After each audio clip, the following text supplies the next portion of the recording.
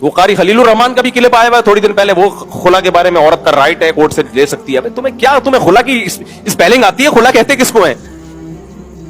किताबें उठा के देखो, कुरान और सुन्नत की तफसीर उठा के देखो, जो मुंह में आए बैठ के चला देते हो। मुझे कारी खलील से कोई जाती बुग़्ज़ नहीं है, लेकिन इस क्लिप की वजह से कितने घरों में आग लगी है।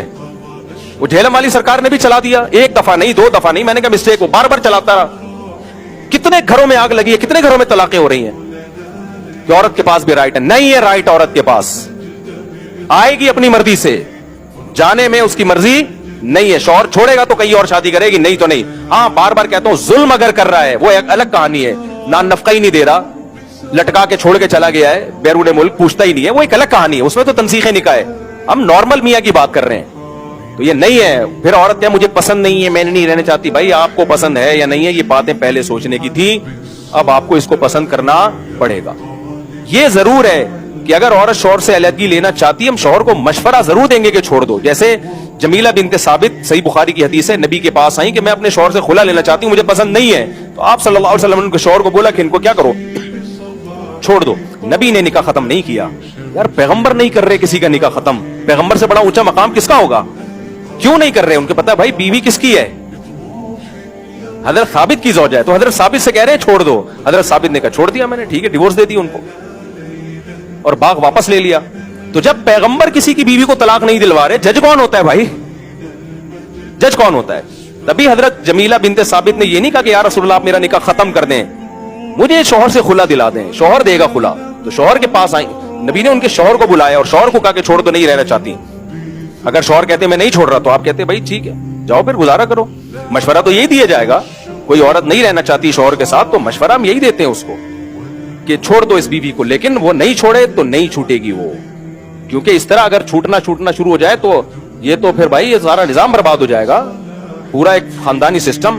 यहां फिर वही सवाल आता है, फिर शौहर के पास ये राइट क्यों है? वो भी तो जब चाहे छोड़ सकता है। उसका मैं बयानात में कई बार जवाब दे चुका हूं।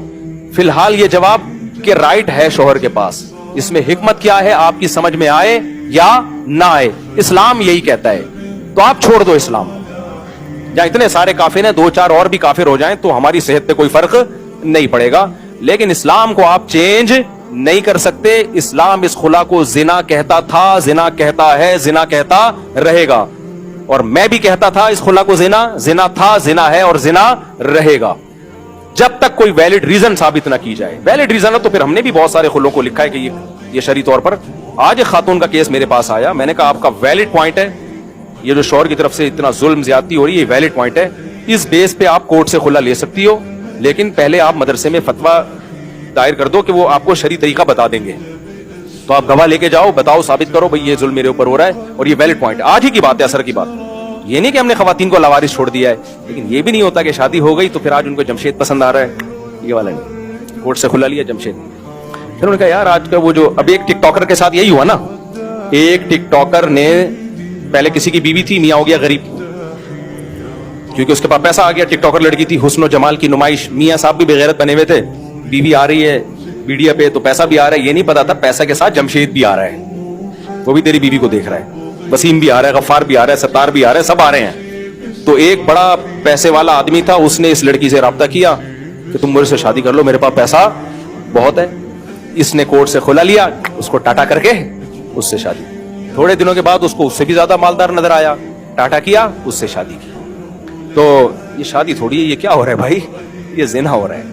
तो इसलिए ये मुता वाली मिसाल याद रखें कि जिस निकाह में औरत कम से कम 1 घंटा 1 महीने तक पाबंद है, वो तो जिना हो रहा है। और जहां 1 सेकंड के लिए भी पाबंद नहीं है, वो निकाह नहीं, वो तो मुता से भी कोई बदतर चीज है। तो इसलिए इस्लाम नहीं औरत को बाउंड करता है, आप नहीं शौहर के साथ रहना पड़ेगा आपको। कोई सवाल पूछ रहे थे भाई?